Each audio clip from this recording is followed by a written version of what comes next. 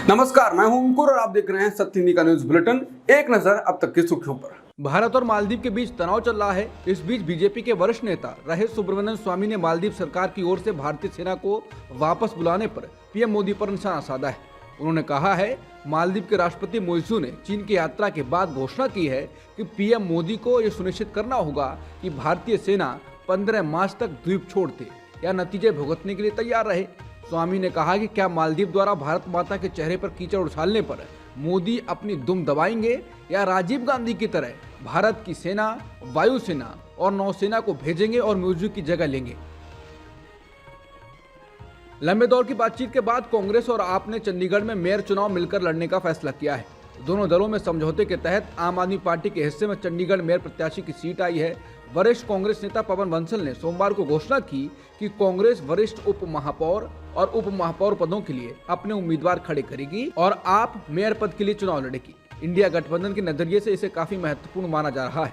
हालांकि आप और कांग्रेस ने पिछले महीनों सीट बंटवारे का समीकरण तय नहीं होने के कारण चंडीगढ़ में मेयर चुनाव के लिए अपने उम्मीदवारों की घोषणा कर दी थी, लेकिन सोमवार को हुए घटनाक्रम के बाद फिर से घोषणा की गई। इंडिया में शामिल होने की खबरों के बीच मायावती ने अब साफ कर दिया है कि उन्होंने कहा है कि लोकसभा चुनाव में उनकी पार्टी किसी अन्य दल या गठबंधन से कोई गठजोड़ नहीं करेगी। मायावती ने कहा कि हमारी पार्टी लोकसभा आम चुनाव अकेले ही लड़ेगी, किसी भी पार्टी या गठबंधन के साथ चुनाव नहीं लड़ेगी। बता दें, बीते कुछ दिनों से मायावती के विपक्षी दलों के गठबंधन इंडिया में शामिल होने की अटकलें लगाई जा रही थी। मीडिया रिपोर्टों के मुताबिक कांग्रेस पार्टी के नेताओं ने दावा किया था कि वो मायावती की पार्टी से बात कर रहे हैं। इस बीच अखिलेश यादव ने सवाल उठाया था कि चुनाव के बाद मायावती की गारंटी कौन लेगा। कांग्रेस नेता कन्हैया कुमार ने कहा है कि जब देश में अन्याय की आंधी बह रही है, तब न्याय के लिए राहुल गांधी जी लड़ाई लड़ रहे हैं। यही इस यात्रा का मूल भाव है। ये यात्रा मणिपुर से इसलिए शुरू की गई क्योंकि मणिपुर में 8 महीने से हिंसा जारी है, फिर भी पीएम मोदी यहाँ नहीं आए, लेकिन हमारे नेता राहुल गांधी जी मणिपुर आए।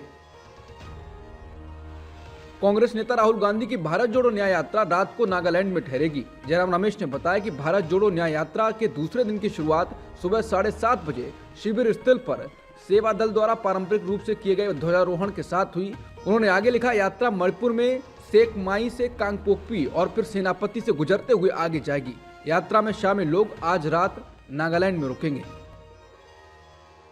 दिसंबर में महंगाई के मोर्चे पर झटका लगा है। रिटेल महंगाई के बाद अब थोक महंगाई दर भी दिसंबर में 9 महीने की ऊंचाई पर पहुंच गई है। सोमवार को वाणिज्य मंत्रालय की ओर से जारी ताजा आंकड़ों के मुताबिक दिसंबर में थोक महंगाई दर 0.73% रही है, जो कि नवंबर में 0.26% थी। राम मंदिर की प्राण प्रतिष्ठा को लेकर पीएम मोदी ने कहा है कि मैं भावुक हूं, जीवन में पहली बार मुझे ऐसी भावनाओं का अनुभव हो रहा है। इसके बाद इसी खबर को रीट्वीट कर बीजेपी नेता सुब्रमण्यम स्वामी ने पीएम मोदी को निशाने पर लिया और राम सेतु की याद दिलाई। उन्होंने कहा है कि अगर वो ईमानदार हैं तो उन्हें राम सेतु को राष्ट्रीय धरोहर स्मारक घोषित करने के मेरे प्रस्ताव को मंजूरी देनी चाहिए। ये उनके पीएम डेस्क पर पिछले 10 साल से लंबित है। कांग्रेस के यूपी अध्यक्ष अजय राय ने कांग्रेस नेताओं के 22 जनवरी को राम मंदिर नहीं जाने के फैसले पर अपनी राय रखी है।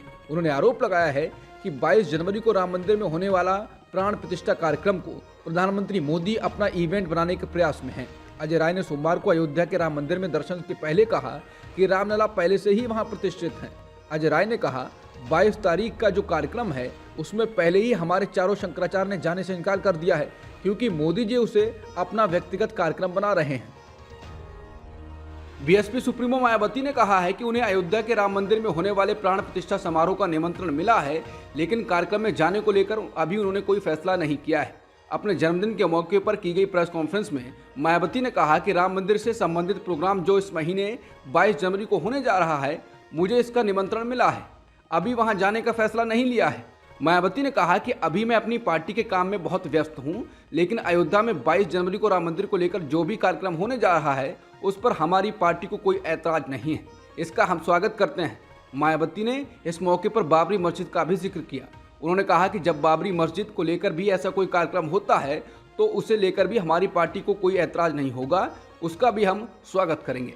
मायावती ने कहा, हमारी पार्टी धर्मनिरपेक्ष पार्टी है, हमारी पार्टी सभी धर्मों का एक बराबर सम्मान करती है। राम मंदिर के प्राण प्रतिष्ठा कार्यक्रम में कांग्रेस के शामिल न होने के सवाल पर शिवसेना यूबीटी के सांसद संजय राउत ने कहा, राम मंदिर के कार्यक्रम में जो भी जाना चाहता है उसे जाना चाहिए। राम बीजेपी के प्राइवेट प्रॉपर्टी तो है नहीं, राम सबके हैं और हम सबको जाना चाहिए। जिनको जिनको बुलाया गया है उन्हें जाना चाहिए और जिन्हें नहीं बुलाया गया है उन्हें भी जाना चाहिए। ये निमंत्रण देने वाले कौन होते हैं? अयोध्या में क्या बीजेपी कार्यालय बना है जो ये बताएंगे कि कौन आएगा और कौन नहीं आएगा? राम सबके हैं और सबको आना चाहिए।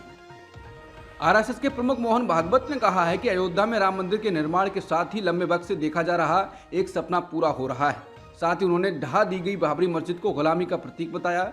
साल 1992 में कार सेवकों द्वारा गिराई गई बाबरी मस्जिद का जिक्र करते हुए मोहन भागवत ने रविवार को कहा, अयोध्या में गुलामी के प्रतीक को ध्वस्त कर दिया गया, लेकिन वहां किसी अन्य मस्जिद को कोई नुकसान नहीं पहुंचाया गया। कार सेवकों ने कहीं भी दंगा नहीं किया। भागवत ने कहा, मंदिर बनना खुशी की बात है, लेकिन अभी भी बहुत काम करना बाकी है और ये ध्यान रखना होगा कि जिस संघर्ष की बदौलत ये सपना पूरा हो रहा है वो आगे भी जारी रहे ताकि मंजिल हासिल हो सके। उन्होंने कहा कि वक्त के साथ कई सारी संस्कृतियां खत्म हो गईं, लेकिन कई सारे उतार चढ़ाव के बावजूद हिंदू संस्कृति बनी रही। उन्होंने कहा कि विश्वगुरु बनने के लिए पूरे देश को एक साथ आना होगा। उत्तराखंड ज्योतिष मठ पीठ के शंकराचार्य अभिमुक्तेश्वरानंद ने क्यों कहा कि अयोध्या राम मंदिर अधूरा है और इसलिए वो उद्घाटन कार्यक्रम में शामिल नहीं हो पाएंगे। शंकराचार्य ने कहा, क्योंकि ये धार्मिक ग्रंथों के खिलाफ होगा। मंदिर भगवान का शरीर है, मंदिर का शिखर भगवान की आंखों का प्रतिनिधित्व करता है और कलश सिर का प्रतिनिधित्व करता है। शंकराचार्य ने कहा कि मंदिर पर लगा झंडा भगवान का बाल है। बिना सिर या आंखों के शरीर में प्राण प्रतिष्ठा करना सही नहीं है।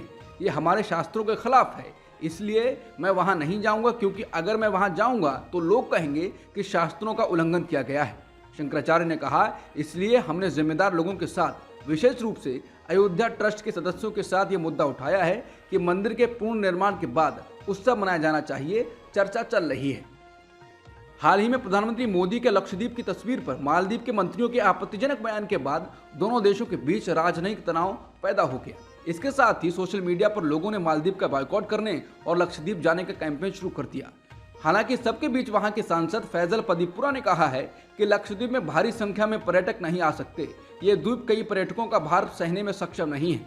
उन्होंने न्यूज चैनल एनडीटीवी से बात करते हुए कहा कि लक्षद्वीप में गोवा या मुंबई के जुहू बीच जैसा टूरिज्म नहीं हो सकता। यहाँ पर कंट्रोल टूरिज्म ही हो सकता है। कंट्रोल का मतलब है कि हमारे यहाँ लोगों के आने की एक क्षमता है। कितने पर्यटक एक समय में यहाँ आ सकते हैं उसकी समय सीमा तय की गई है। जो पर्यटक लक्षद्वीप आ रहे हैं उन्हें भी हमारे पर्यावरण को ध्यान में रखना होगा, क्योंकि लक्षद्वीप कोरल से भरा हुआ है और इन कोरल को पहचानने में लंबा समय लगा है। कोरल बहुत ही संवेदनशील और नाजुक होते हैं। यही कारण है कि सुप्रीम कोर्ट के जस्टिस रविंद्रन आयोग ने इंटीग्रेटेड आइलैंड मैनेजमेंट प्लान तैयार किया था। उन्होंने ये भी कहा कि लक्षद्वीप में बीते कुछ दिनों में पर्यटकों की संख्या बढ़ी है, जिससे केंद्र शासित प्रदेश को आर्थिक रूप से फायदा पहुंचेगा। लेकिन ये पर्यटक कंट्रोल्ड टूरिज्म को ध्यान में रखते हुए ही आ रहे हैं और हर पर्यटक को आने से पहले पर्यावरण के लिए एक कंसेंट देना पड़ता है। सचिन तेंदुलकर ने खुद के एक फेक वीडियो की जानकारी देते हुए बताया है कि इस वीडियो में डीप फेक तकनीक का इस्तेमाल किया गया है और उन्हें एक ऐप का प्रचार करते हुए दिखाया जा रहा है। उन्होंने इलेक्ट्रॉनिक्स आईटी मंत्रालय और इस मंत्रालय के केंद्रीय राज्य मंत्री राजीव चंद्रशेखर से भी इस पर एक्शन लेने की अपील की है। उन्होंने एक्स पर लिखा है, ये वीडियो नकली है और आपको धोखा देने के लिए बनाया गया है। टेक्नोलॉजी का इस प्रकार का दुरुपयोग बिल्कुल गलत है। आप सबसे विनती है कि ऐसे वीडियो या ऐप या विज्ञापन आपको अगर नजर आए तो उन्हें तुरंत रिपोर्ट करें। सोशल मीडिया प्लेटफॉर्मों को भी सावधान रहना चाहिए और उनके खिलाफ की गई शिकायत पर जल्द से जल्द एक्शन लेना चाहिए। उनकी भूमिका इस बारे में बहुत ज़रूरी है ताकि गलत सूचना और खबरों को रोका जा सके और डीप फेक का दुरुपयोग खत्म हो। गुजरात के बनासकांठा में बिना अनुमति के कथित तौर पर सड़क किनारे नमाज पढ़ने के आरोप में एक ट्रक चालक को गिरफ्तार किया गया है। पालनपुर पश्चिम पुलिस के एक अधिकारी ने बताया कि सोशल मीडिया पर एक वीडियो सामने आया, जिसके बाद बाछल खान के खिलाफ मामला दर्ज किया गया है। अधिकारी ने बताया कि वीडियो में वो पालनपुर शहर के पास एक व्यस्त चौराहे के किनारे खड़े अपने ट्रक के सामने नमाज पढ़ रहा था। उन्होंने कहा कि किसी ने एक वीडियो शूट किया जो सोशल मीडिया पर वायरल हो गया, जिसके बाद पुलिस ने कार्रवाई की। अब तक की सुर्खियों में इतना ही। बाकी खबरों के लिए बने रहिए सत्यहिंदी.com के साथ।